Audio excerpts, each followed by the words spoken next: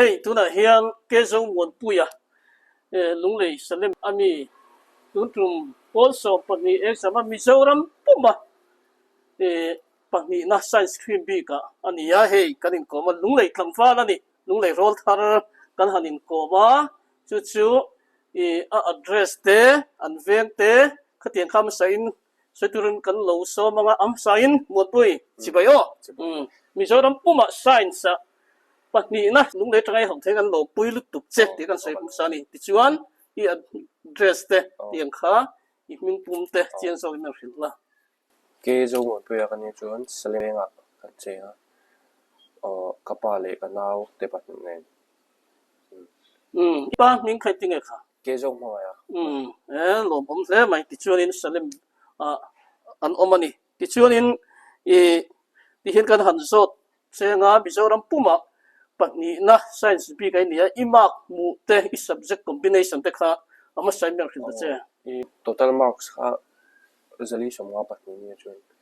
science ha hian maths computer science combination ni chuan avain kha senga maths ania computer science physics chemistry le english ni chukala chuan chuan imak ai sei thei mai English han 84 nia computer science 88 physics 90 chuan chemistry 93 nia chuan maths 97 khai chu subject panga letter muwa mark som riat chin kha letter nia letter mu veka mathematics a phei chuan som ko le pasari moni mark thumin mark ja mu lo ni chu aturu rem hle mai chu ta chunin kan tin kan zo chho hmal chenga mathematics bi khai tin nei sir dan maths taki 12 fa page on tam to mo kan cho textbook te hi thada cho vek seng kan to lo da chu bang jon thiam tak ka lo wai to mo ni na hu shom pakat ti kan cho jon adang ang po kha thiam zel kha ngai to ai ang tlang pui te po kha to chin da I hriat thiam ngoi angai ni mai chiang da ka hriat to chu tiang ang deu lir jon ni mai ko ji tuition te ilai tuition khal lo in school lu na kha ngoro machin ati hang lo se lo baptist higher secondary school lunglei atangina niya chu mathematics a tuition po lo lovin mark som kuale pasari ang the ni chu turu rem le mai formula chi sang a bai hat tam ti a chianga suanin ile khasir khan tlaifar ten tinge tin tar kan zat nge ti te ile khasir dan film minang fil ta chang school kal lai jon jinga them ba si first trip an kal wangin dar riat line chuang ai ton chu bas tang tu ma se school kan han thleng han hun kha tam ve le ta khang ve la han enge mo homework han ti theina chan ve kha lo tam ta khang hun kha mang tang ka cha cha ta jon ba na hian ba si scan trip tho kan ho wangin hun hi om le ta ho ba hian khang ve la po han homework ve classroom a le han ti nok nok le la tang kai chung ho ba jon ba in ka thleng hi chu ka chol de zera ka hang le thina chuan zan lama hian dar sari tang hian dar som pani te dar khat thleng te ka zira ya chu ni mai ka zira ani chu ne kha po jiri ma tlaya in fiam na amo kha tian thian kom na ang chi kha in ei me lo ti na alo ni le ta chu zinga dan za da nei tho thin jing chu dar sari borvel ina chu le kha jiri man me lo ti na zan lama ba chuan ni le hemi a theory nei subject home a begin chemistry te le khatian ang chi physics te tiang ang chi te kha definition che sang te po kha bai ha te po ngai ve thina tiang kha hriat thiam na tak in nei vek ti na anianga tin zir tir tu ten no pe che kha I bai ha thoem nge no tan pe ngai che nge pe ngai lo not hi chu min pe ngai lem lo ke ma ni hian text atang hian an han underline ke ma tak pe jon not thi ka sem lu tuk lawa chun chu hun hi he ka tia chu a jo text a hian ka han underline to pa ata tang ha share to je la chu tiang jon je tama ol la ki ber so chu ti chu hriat thiam ha lo pui ma se physics te chemistry te phei chu en po ni se I hriat thiam ti na kha ni maya te voi khat I chiar kha I hriat thiam nge I ti deuh ve deuh char thrin pasan explain to chu voi khat chiar chang hriat thiam deuh hal ni to ma ma se han von ve le deuh hi nga china chan chu teacher te hian ani ang deuh thap thap khan an du china plus a hian in mizo tongin nge English an explain English te mizo te mizo explain the English explain den pon oma chuan mathematics hi met si teacher pathum kan nia mm pasni hi chu mizo ania mizo en an ti mai ta pakhat hi chu I mizo ani ro chu ang chun English te khan explain china ma ani le formula chi hrang hrang tam tak kha mathematics a pe chuna har don lu tuka a enge theorem chi hrang hrang te le tin enge ni thuak ka han chu chu mai om thin ta calculator dei tun ma chun pu science ani le ka chun calculator hi man an thar thina chi tiang thil han chu na chun calculator te hi in hmang ve in tin mobile apps engamo ka tiang AI ang chi de kha thil han cho chu na in hmang en I school ai jong calculator mang ala ina po ka mang wa jong la chen kan chok tok ne la chon an survey la ki ka check ka dik la jong ka chok chale mai ta chon ke ma ta ki jon ina jon chat gpt google la den ka scan china tiang ka mang chang ka ve thei lu tu chena ani chu tiang chat gpt internet po om sin nei in tangkai takin I hmang ti na ni te internet kana soi rual chun thi ba kan lut lokanga hemi social media lama hiam games kan ti ang chi te hi I khel ve thina oh khel ve mobile legends te khela chu oh social media po ka khoi ve kim chu ve tiang games in khel chu la ti buai ran lo che a ti boy lo o achun chu 12 ni la ka chun ka khelu tuk lo zo ka tin chot lai ben khel ve le je ka it lo it thu noya I da ti na chu ni chu chu lai tak chu apoi mo khop mai games te ka ti chi kha khel lo ta ba thei lo a boy ani lo vin I thu noya I da zo ti na kha lo ni le ta chu lai tak po chu in thian te zilai pui thalai pui tak tan po tang kai ka ringa ti chuan in person de pon kan zot mai thei cha tuna hianin JEE a I exam to I thing ni ten ka lo fia khala ya kha I ranking te le khami JEE exam tura I input cha dan te engtin nge khlai kha an next future kha I input sai le dan min a khil le ta che JE ka chu ka ring tak ka chu shelo atam ve a all india exam ani to so JEE hi ke mani kha computer science ka la ka wa khan kan exam zo tu lung ber ta kan exam zo ma khan JEE kha class khan lo chan to chu chun computer science kan ti ni khan chokma kan exam ta chotnuwa aizo ka phe khala chun class ka join khala tu ka chang chun car thum vel ba kha coaching class po kha kan kalman lo ni chu chun kan han exam khal mai ta chun hostel ate khan PG ak te khan ko ma khata te khan ka zir chopa te khan an tiang de chun khoim khuna me pachini ka zo ge re ra ani in sikula khan in kham milam pang hoi jong khan an sir tir ve hrim deuh cheu ti na nge oh ni achan chu J vela ka example 11 le 12 ami ve kan ni mo zir tir ang chu de mai ani chu ni le aim in life dan ti thina tum te an nei thina englam pang nge I tumang engtin nge tunan song pahni ino pa sa mizoram puma pahni nai nia chu JEE chu lo tling ta phota a englam pang nge I ril ruina an tum J kha ka exam ta chun o engineer lampang chu lu nge ko IIT hi ka aim ve pera thei sam chu lu thei sam chu ko engineer lampang a chun en lampang nge mechanical nge electronic engineer ka kalna lama hin kala thlang fel che lo ka thlan dan du bo na lampang a na tam na de te professional line de mo chan thei tu ang type ang de ani chu ti ni chuanin ni pathian zara van ni hel turin kan han be sei cha ti chuanin sir lai in la nia kan ka be sei sang chung lawa amero chu ko khran a te thala ya te hey we me ang chi than lai tiang ang chi te hianin a in ban ve thei tho em chinin nge iwa involve ve da te lai tlema han soi zaw du ko ko class 9 le 10 na khan board class 10 po board ni thau ta khang ve la khan kalowin mong le tuk lo ni chu in thong kha tlem khang kalo che ve deu china ma ka result po kha chatho ma se ka han compare 11 le 12 nen tuna 12 ta ka phe jon 12 kan ni kum kha ni kum sa hi som ni panga kha ni ta khami kuma de khan portion zai po la de khan kan han tela chon GKP ve la po thi ang khan kan ni manga chon en lumen angai chang te pon hun ol kan nei jo kan tlai war ve chin ni chu chon ka han compare khan cái gì in man bài hiện alo ti chat thấy do cái mình nhớ bắt thiên mà sống thì lâu đồn thấy do cái mình nhớ thì cái tít rồi do cái cái là chơi phá cái hành in man cũng bé do cái thì chúng ta ai cái hành ti chat thấy do cái chú anh in cái gì à lâu in man như vậy time management ithiam ti na po lo ni zel ti na ni ta ti chuanin som pani kha kan soya an niam lam pangai kal na kha hi da chak ta ni chulai te chu niam lam panga tanga I kal chhodan tin na poimo le lai chu matric kha khoi school atangin nge I chuati te eng division a nge khanga khan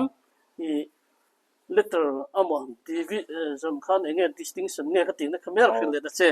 ai to te khan om bong changin no but like a class 4 thing kha ti ma yang class 4 thing kha qualify ta kha la jon class 5 qualify chu lung le ya school electric van school thadeu mai ni jo class 5 atanga class 6 kha brighter kala jon brighter academy khoi ang om kha lung lo ta jo class 7 kha ani lo class 5 atanga class 7 zo ni chu brighter chu jon class 8 kha BES a khala jon 9 atanga kha gan suk khata bapti sai ra kha jon class 10 kha distinction ka pa kha jon letter kha mu ve ka so class 10 na letter mu ve ka distinction a chu tiang chu malama alo hun man to da na ni matric pol som a khanin ni result ta pok an lo fia lung lei chan chen bumi ho pe chuan lung lei thanga ti tha ti te result bu hi MPSE hian regional office on chan chen bumi ho chu result bu hi min pathina kan lo en char thina ni chuanin khata khanin exam na nge in ni a subject a khan a eng khanga I mu san na mizoro po kan sang ni na khai nei to thum kan hri a nge ni kan hriat da fu to gem khalai khamen khim de ta che class 10 ka ju top 10 ka ka phalawa ma khat khan chun ma tin top 10 phalo don met sa khan 100 ka mu wa ma sa full mark lo to ni chu met sa chu met sa pol so ma po mark sa lo to a chun pol so pan ya mark thumin mark sa am lo aturu rem ha chi pai non le ten se mathematics a mi so chuan in mathematics subject sakei ang dewa kan ngai ali chulai tak chu mathematics aya junior te le no pang ho point nuam te taka an zir the na na mo mathematics subject sakei ni lo te kha I thiam da nin trong kam tin nge ni mer feel fe sa ta che experience ke bo high school lu ma chun met chi ka week na ber kha ni chi na mo ka mu chi the na ber kha ma se high school class 9 kan han ni kha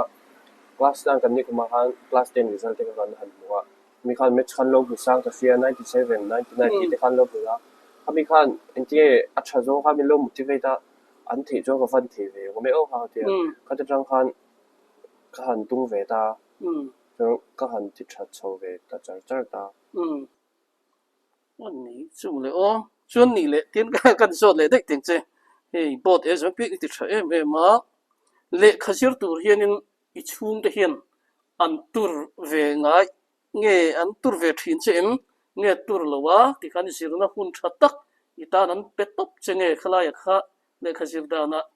ขลายแต่ข้าเพียงแต่ฟันจ้าผมเลยเละขจิรตัวตั้งจนมีตัวไงแล้ววะจางเพย์จนรู้ไหมว่าเราต้มน่าจะเดี๋ยวนี้อีกสิ่งเสร็จเราเวกไงค่ะอีบอดี้ที่อีกสิ่งเสร็จนั่นเองไงพอหมดเลยเดี๋ยวเราชอบเวทีละอีกสักเดือนละชิ้นเราวันที่จะเอาหมดอันนี้ชวนนี่เลยเอ็กซัมโดนเวลาข้านินอินพรีเพร์นั่นเลยจวนเงี้ยไงป้าตินป้าจังขันexam เราก็สกูลเด็กกันกัลตัวเราฟังกันอีกรูทีมพอขาดเดี๋ยวเล็กตัวมั้งจีนสเปรย์เดี๋ยวอาจารย์เด็กเขาก็มิงเรียดานี่ดาทุ่งเวลนี่จนอาจารย์จูก็เรียนรู้ฮิฟิล์มเบอร์จงมั้งละมันเรียนรู้ฟิล์มเดี๋ยวว่าจะข้าอัลโลกบีก็ทีนี้จูกันจนเรียนรู้ฟิล์มเดี๋ยวว่าก็จะตาจนจริงละมันทุ่งไล่เวเดี๋ยวเล็กตาอันนี้เลย mathematics สุดที่มันตักตักเขียนิน mathematics music ยังไง slow ลำปังหันไงทัก play เรื่อยๆแต่หินรวมเตะก็ติดทีนตีเตะออกมาขัดเตียงขันนั่งมา mathematics อะไร music นี่โอยเวงไงเดี๋ยวยังไงก็ play นั่นสิเทลิตุก music นี่มันเล็กสุดแล้วเนี่ยอันวมเทลิตุกนักสอบ music นะครับซึ่งอันนี้เซล mathematics เทียมเขาก็เรียนเด็กบ่อย mathematics สอบ music play ทีน tiếng hiền thì đâu tăng quý sẽ là chúng ta cho nên as anh làm bằng music genre nghe in play được thì và thiên lắm bằng lá gospel lắm bằng thế cái play tu ni cùng lệ tu cùng phải rồi ai cũng phải giải bol đểกันhành tel tăng và thiên lắm bằng ha cả lâu quá khá là xaนั่นนี่แหละ physics แต่ chemistry เวลอินสิไลคัน music อีกต้องเท่าไหร่ chemistry เลย physics อ่ะบนโจทย์จีตั้มตานี่จูวันง่ายอังเจ้าเขาจะกับ play เลยนะแต่มาเช่ physics เลย chemistry โจทย์จีอะไรพวกนั้นจะการ play ไปเลยจุดตักจนทิ้งประคัดหันโจลูเละสักดูจูตั้มตักเขียนิน mathematics เนี่ยจีนักกันสวยต่างกันอันจีรงงลงทีนะข้าราชการ mathematics competitive exam เพื่อจนนักจังกายมาพอลส่งปัตนี้ชินตันเพจจนก็แต่กัน mathematics จีรงวัลตัวกันที่ไงฟูยังเลยเมชิก็ดันพูดเรื่องก็เจ๋งละที่พวกเขากันนี่เดินเทรนมาเช่เดี๋ยวพูดนั่นเรื่องครับไปบอกว่าไงตาสัพพะจนเชียเทียมตักข้างไงตาพูดแล้วว่าตุ้งตักก็เจี๋ยข้าฟูเบรังกันจนนี่เลยเราทิ้งนักกันเตียงมากเดี๋ยวถ้าเด็กมาอินลงหัวเฮ้ยแต่เห็นเองหิ้งไปหมายเฟตตุ่มรู้นะแต่มากนะเทียมเทเนี่ยพวกชาพวกจักมีกันตีแต่เตียงแต่เห็นอันช่างสวยดานออกมาสุดท้ายจนนี่นังมาคันพวกจักบีกฟันอังคันเนี่ยอินตาฮาร์ดวอร์กไตมากเนี่ยตุ่มรู้นะตีไล่แต่คำเป็นสวยสักเลยนะไตมากในกระดาษเดี๋ยวเราฉันจูการรู้ฮิจักตุกเราจะก็มองไอ้เชียนได้อินะเรื่องเราเดียอันหันเทียมบางได้อยู่ตรงกับจีเรเดบิกตามาเช่ก็เทียมเราก็จะก็เทียงเห็นคาดครบไหมอันนี้จะไตมากนะฮาร์ดวอร์กไตมากนะตักนี่บนเปลี่ยนตัวน่ารอนสวยก็จะกันจะไฟตานะเอ็นตัวเปนะกันเฟียตานะชัดจูไตมากนะตุ่มรู้นะเชลนะจะปนอย่างจูข้าจังส่งข้าอภัยหมดที่ตัวน่ารอนสมัตรังกันเฟียตาจวนตุนทรูมาเฮียนินตัวนั้นpositionเบสเวทเขาเนี่ยจะที่นั่นเบสปนนี่เราไม่ต้องมาซีร์ตับไม่ขัดทิ้งไลฟ์เวลแต่ค่ะตัวนั้น position ตักจุกกับเบสเราก็ไม่ตบเต้นถ้าจุดเล่มก็จะเป็นเบสนะคะองเวตามาตบเต้นนะพวกเขาก็หลังเงินมาร์กเตะเดี๋ยวนี้นายหมู่เชียเตะเราชิงเชียเขาก็เทียตบเต้นพวกเขาตบลำพังเดียวก็ขันเบสเจ้าขันเนี่ยเสร็จตัวนั้นกับ position ตักจุกกับเบสพักบ้านนั่นนี่ส่วนเนี่ยตุนทรูมาเฮียนให้จุดดังอังแล้วว่า result บัวเตะตบเต้นอังชีเตะเองอัง in order of merit ที่ข้าหลังเท่าแล้วว่าเฮียนินนังบ้านนี่สิไลเตะให้ไลเฮียนินเห็นตินเงกันสวยโอ้ลุงอันนี้กันติดโดนไงให้ไลเฮียนังบ้านนี่ result in เราเบสได้นะคะให้ไลเฮียเงี้ยดีโมเกมนี้เขาจะนี่กูมาขันนี่ตาเตโรขันนี่จงจ้างอันสวยเวลค่ะเกมนี้เบจ่าเห็นนั่นลักมองโดนลงไอ้หมดขันเตียexam ไล่ขันอันเราสวยเลยแต่เสียอันนี้อย่างนั้นก็เทียนที่เขาได้มาเทียมเทเดียวพอที่โอ้จุดเดียวนี่ตาจ้องก็เราจีริมตะเคร์นี่ตีพาที่ขันโอ้ไม่ใช่อาจารย์จูตบเต้นเอาผมตัวแล้วเขาจนเต็มขันให้เทียมเขาดังเขาจนเขาเวเดียวชีวิตนี่จูข้างเนี่ยตัวน่ะ exam เลยตัวตั้งแต่พอเห็นannual ผ่าเดียวที่ยังเอ็มโอแต่กัดทีมให้เลยเฟรนตบเต้นที่โตลงที่in result ค่ะมิสมมีปกัวApril ละอัชัวก็ชวนินที่ข้ามิโซรามาปันนี่นะตัวนั้นเห็นเก็บให้ชวนตัวนั้นจังว่าดาร์การขัดเลี้ยงตาเจ้าขัดปฏิในนิติกษีอ่ะขลายค่ะนังนี่เป็นอินเชมูมัลมังเรานี่อินกษีอ่ะมิสมนี่ปกัวจังกันเชียร์ชวนฟูอินฮีเมย์นี่ลีเรานี่ตานี่รุกเราติดตานี่รุกชัวมานี่ result มานี่ position มานี่ดินบุญหันเฟียดเราขันนังมาเองคุยสนจะครั้งเองขลายอ่ะขันเองนี่รุนลูดกันเตียงไงมินพี่เลี้ยงนะฮะไอ้เทียงข้าวนี่จุดทั้งจุดมาเขากันทันอินคอมเพลคันเขามาก็เขียนเตไอโซมินเตเขาเนี่ยกันทันอินคอมเพลคันตบเชียงเขาจุกันเทไม่ยังเห็นโอ้ตีครับกันไรตัวเขามันนี่จุดแต่คันมาเซ่คอนเฟิร์มนะคะที่สีเราว่าอันนี้เงี้ยโอ้ตีหรือว่าคันกันออกมาเรื่องก็จุอัพพอยลอยดวงเลยครบไหมโอ้นี่สุดเนี่ยมานี่ดินหุ่นมานี่ปัสนะดินหุ่น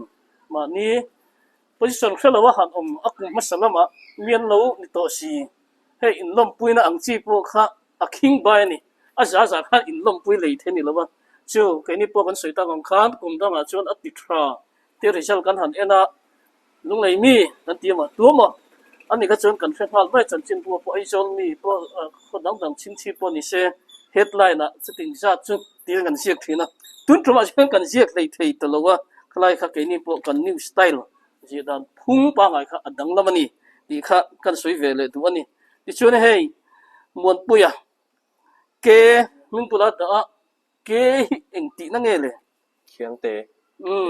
khiang te ti na ni ta a ti chuan hei malam huna be sei na sa kan ya kan lo fia danin IIT lampang te po ka in be sei le do na mi so India rama technical engineering college thaber mai lu tum to ring nen po se chu chu eng ti ka nge entrance test kan ti don ne khala khen tin ne ngin sui dan le advance JMA scout ka pa lak to jun advance kha ni som pasari han ke exam de do na a center kha ai zo la ni ai zo lo ma ai zo le chu ka chang tu ra jun khawa ani le JEE in exam khan candidate mizoram tang in sang cheu tamem kar shmai lo ma se mo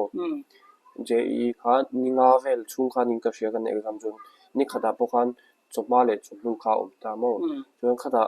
shift one le shift jun ti ni chu kha tiang shift ra po khan kan khadre chel exam center exam hall kan tam khod ve jun ka shia chu JEE an nam mai lo wa India ram puma zilai ho rol in elna ania mi noi khatvel hinan exam thina ni JEE an nam mai lo chu wang chen chu mi si na zupling thei an han ni rim sim to po hi aturu lu tuk to JEE mi noi khat vairam le kha thiam pui school tha pui Delhi te Mumbai khung song song mi te ne na question in ang khatin khan exam an tling theya chuta chuanin lunglei atanga akal na school Baptist higher secondary school po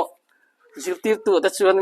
a chepik lo ni ti chu exam na tangin a fiat theya chuta tak chuan mi then khatin kan environment le khazim na konga hianin a hniam dewa te ante helai hi min han ni ngai dan me khil le ta lunglei hi zim na konga enge kan pu wa mishing hi mani je hi ka tia mishing ber hi ni a chen kha chu environment a zera dang nam chin te khan ta asige ma chu environment ai ma chun ke ma hi ka in elta mi ai ka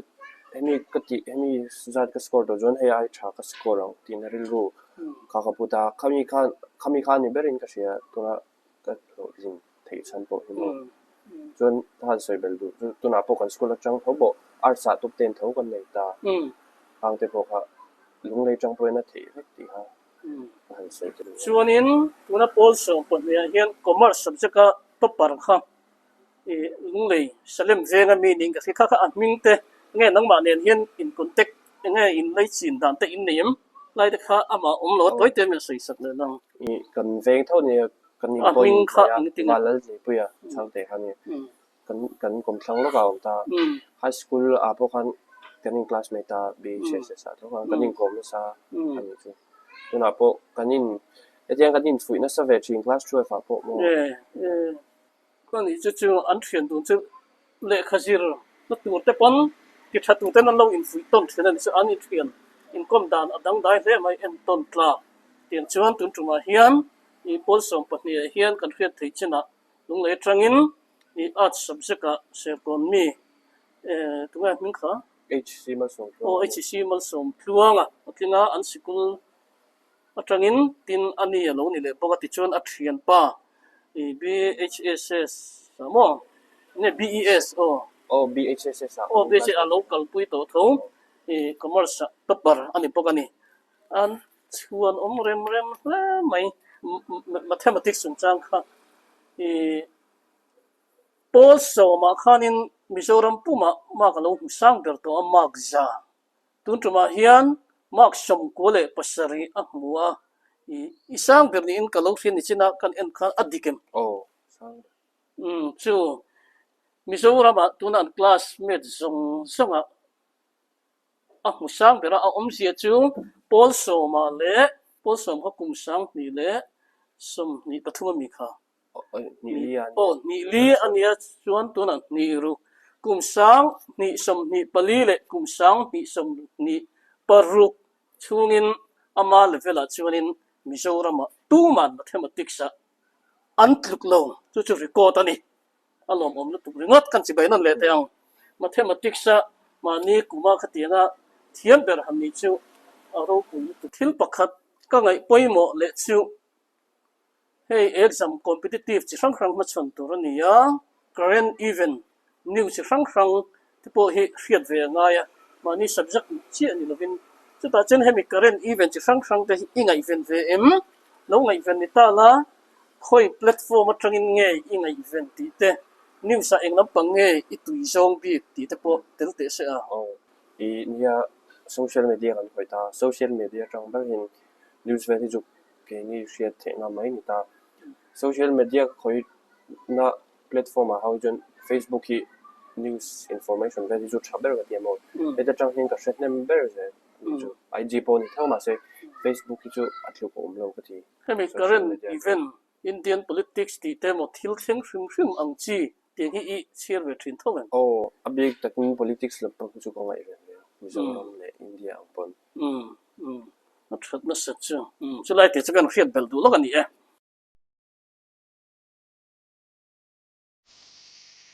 Bethesda Higher Secondary School chuan kumsani somni paruka changa sangni somni pasari academic session atan class 11 arts science le commerce subject te hosteler le day scholar admission hong le ta coaching class shanpa kalawin class teaching achangin kumtin JEE mains crack kanne sa china kanzilai te hi kumtin study tour le excursion state bona kanne pui sa chingbo kanzilai de zinga za sungwa te hi hostela umni in principal de nu pai na nom sil tlatawangin nu le pa tan angai thathak le